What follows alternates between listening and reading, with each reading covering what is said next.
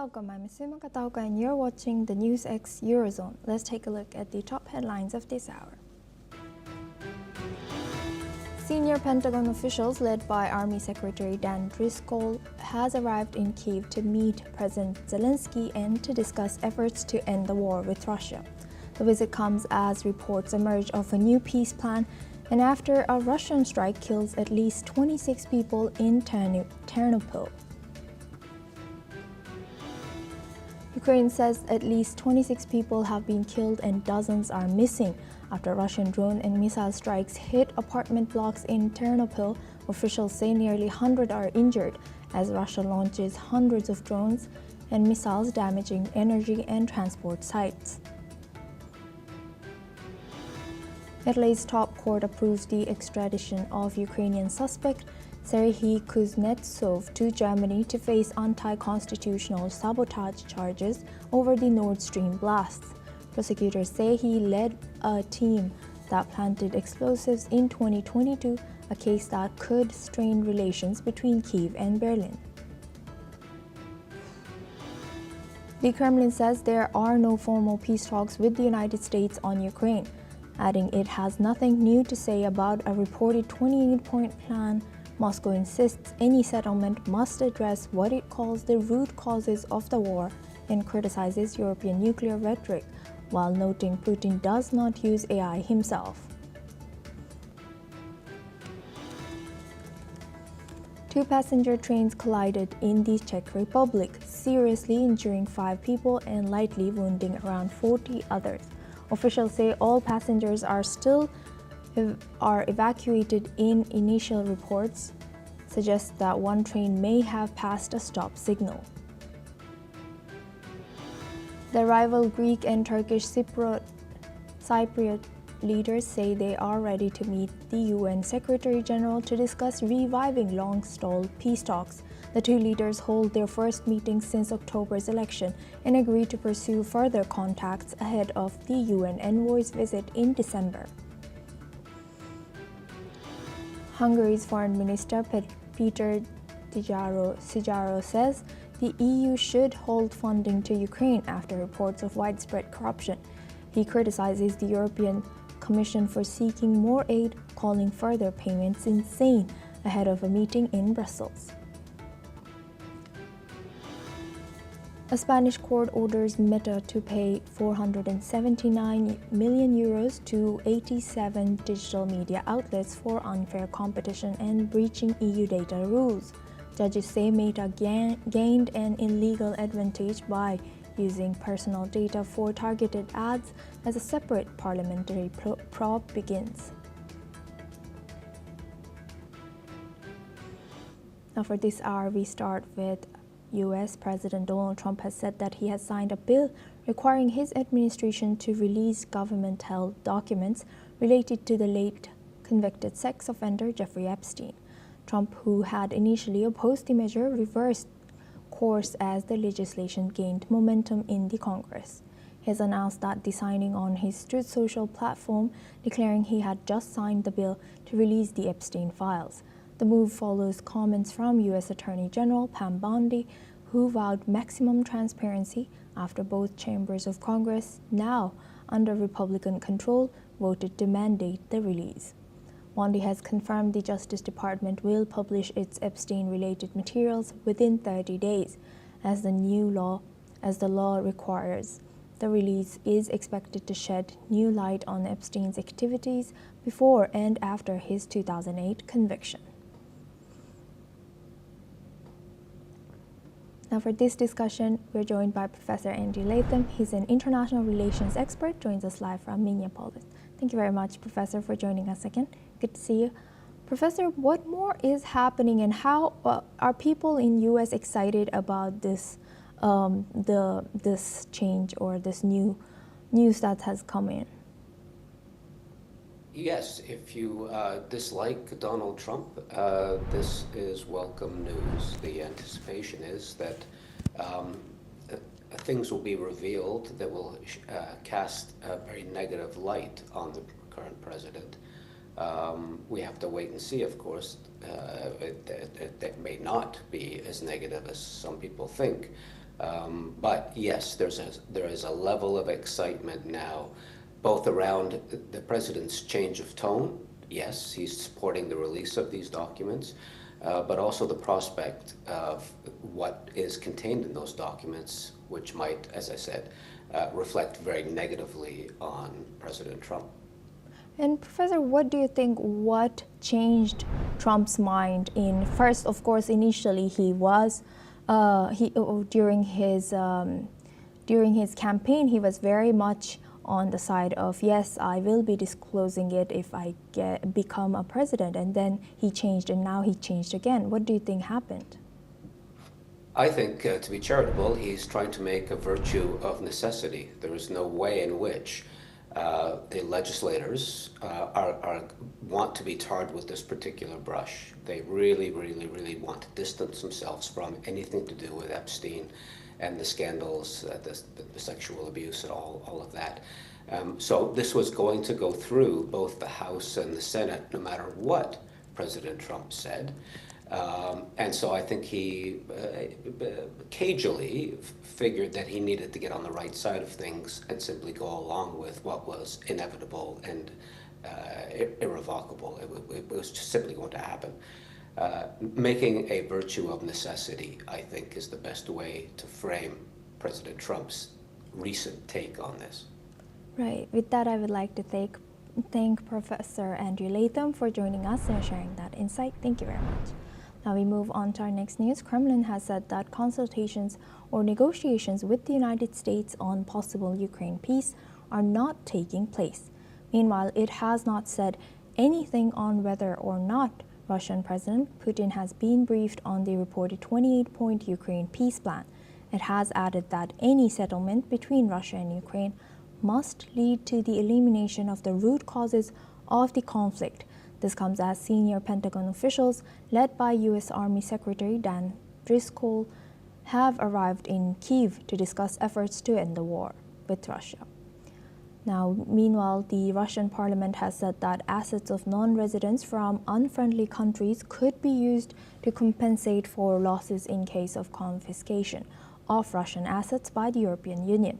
Now, the Russian Defense Ministry has said that its forces have downed 4 Shadow missiles. They've added that Russian forces have now taken control of Vesele in Ukraine's Zaporizhzhia region. Now, for this discussion, we welcome Dmytro Burtsev. He's a junior research fellow at Institute of Oriental Studies of Ukraine, joins us live from Taipei. Thank you very much for joining us. Welcome to NewsX World. Now, what do you think, what can we expect from the visit of U.S. Delegation or officials in Russia? Well, I suppose United States have their own suggestions about what they can give for Ukraine and what Ukraine should expect from negotiations. And actually, if you know the position of the President Donald Trump, it's very stable. He sees himself as a peacemaker, so making the peace in Ukraine actually at the moment is one of his primary targets. So actually all of the parties, they're looking for the way to finish the war as soon as possible. However, the demands and the claims of each side, if you look United States, Europe, Russia, Ukraine, they were different, and it's very difficult to put everything together in the same box. Right. And do you think that anything that can come out of these talks could be effective realistically? Well, theoretically speaking, yes, but from my point of view, the Russia should feel the real sanctions and real work of sanctions. So because as we can see, current sanctions, they don't work properly, and United States and the President Trump actually they see sanctions as the only way at the moment.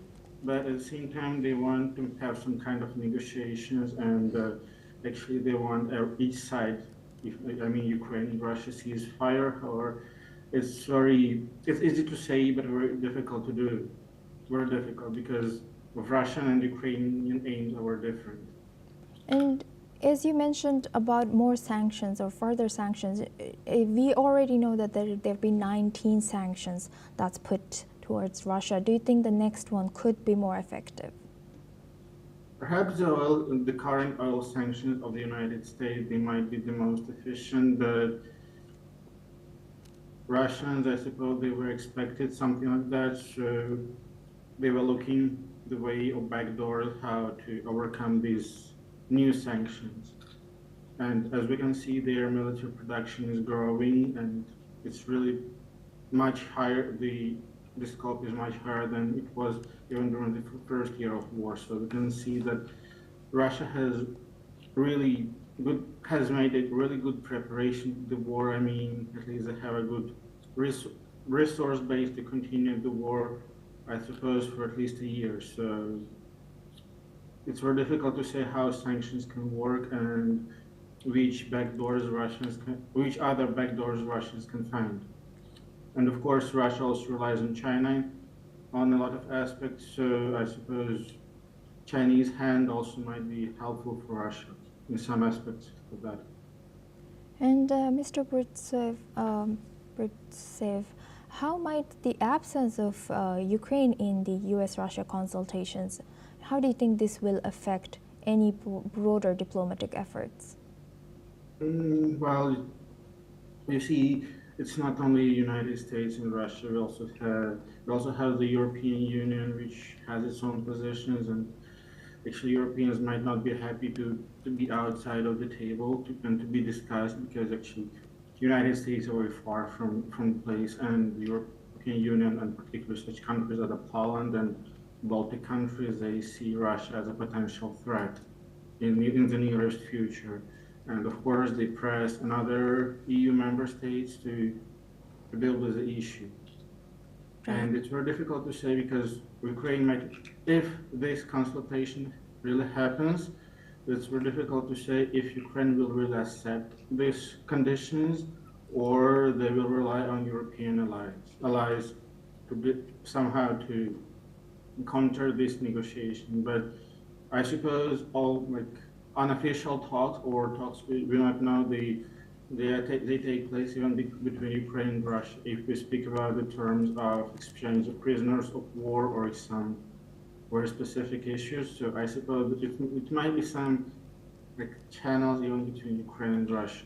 And of course, even though relations between the United States and Russia became much colder after 2022 and Russian full-scale invasion of Ukraine, but I suppose they still had a lot of specific routes of communication, means of communication, other than official diplomatic ones.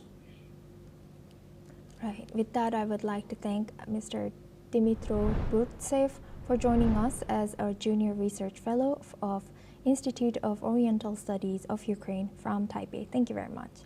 Now we stay in the region. Ukrainians in Kyiv have dismissed a reported U.S. plan to end the war with Russia that would require Kyiv to give up territory and cut its armed forces. This comes as Washington has reportedly signaled to Ukrainian President Volodymyr Zelensky that Kyiv must accept a U.S.-drafted framework to end the nearly 4-year-old war. Now, some Kyiv residents said the proposed U.S. peace plan was unacceptable for Ukraine and would not be supported by society or the military. Let's listen in. Я вважаю ці умови прийнятними і не думаю, що навіть якщо така домовленість там умовно буде досягнута на рівні керівників держав, що це буде сприйнято людьми, що це буде сприйнято військом і тими, хто вже багато віддав і віддає за це. Я не знаю, чи Зеленський піде на такі умови. Я сподіваюся, що ні. Звичайно, ці умови неприйнятні для України. Я вважаю, що Україна має повернутися все-таки до кордонів 91-го року, як мінімум.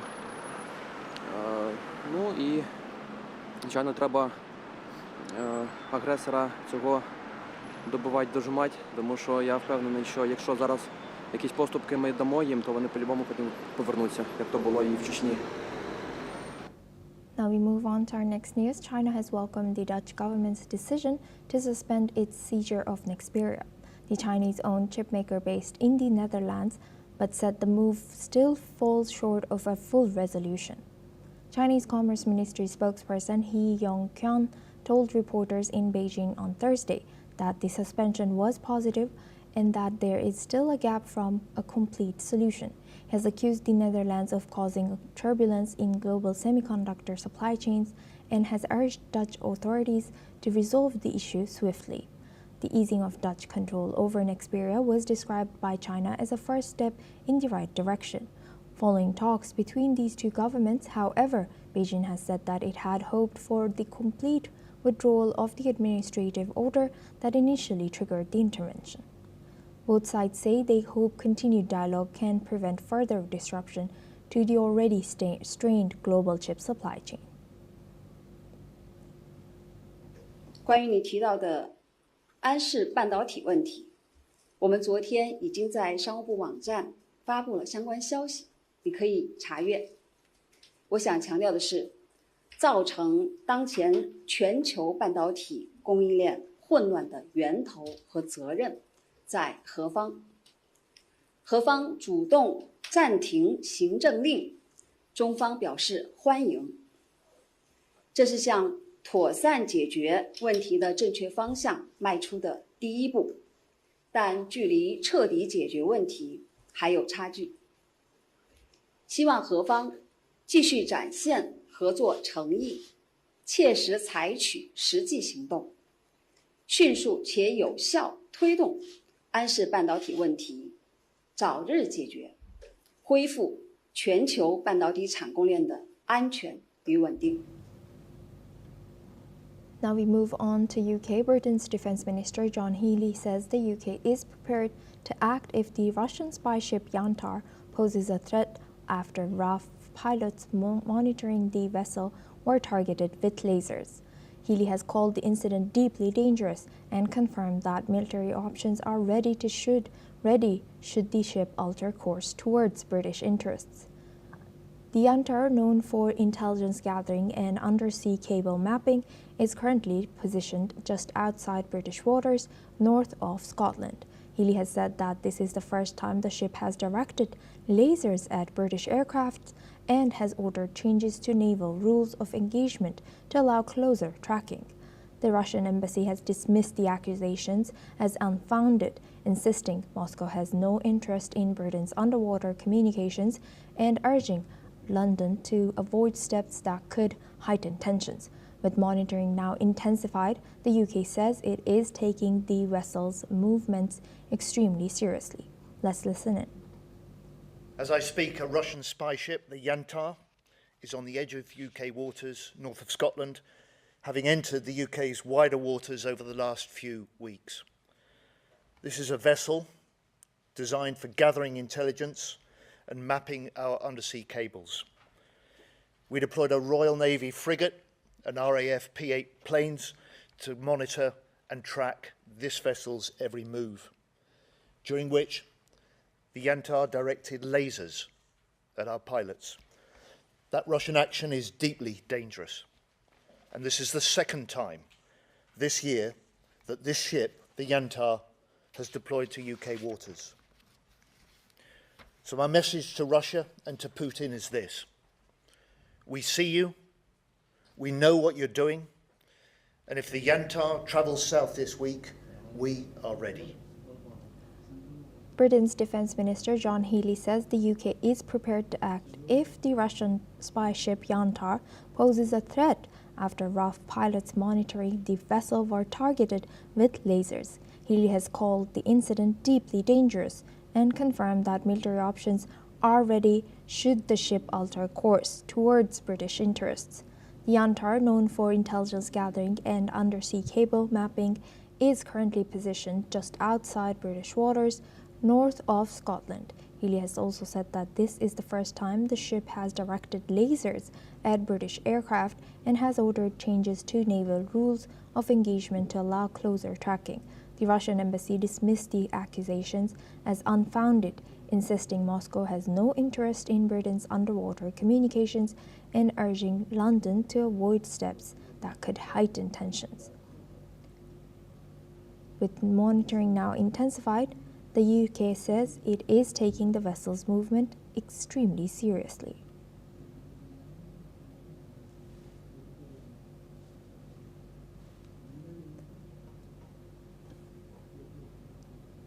Now we move on to Germany. Germany's Defense Minister Boris Pistorius has attended the rollout of the first Leopard 2A8 tank in Munich, declaring that modern wars will not be purely drone wars. The unveiling took place in the presence of German Defense Minister Boris Pistorius, Bavarian Prime Minister Dr. Markus Söder, Norwegian State Secretary Marte Gerhardsen, and several other international guests. The newly presented systems are scheduled to enter service beginning in 2026. Let's listen into what the German Defense Minister has said. Viele Partnernationen haben den Leopard 2A8 bereits bestellt. Litauen, die Niederlande, Tschechien und auch Norwegen. Auch die heutige Gästeliste zeigt, der Leo ist ein wichtiger Eckpfeiler in der europäischen Verteidigung. Und gleichzeitig bin ich davon überzeugt, diese wichtigen Kooperationen sollten wir nicht auf den Leopard begrenzen. Wir sehen, wie wichtig ein moderner und durchhaltefähiger Raketenartillerieverbund ist. Wir sollten daher in Europa, gerade auch mit Partnern wie Norwegen, mit denen wir traditionell und besonders eng zusammenarbeiten, weitere Projekte prüfen. And that's a wrap on the NewsX Eurozone. Keep watching NewsX World for more news updates from around the world.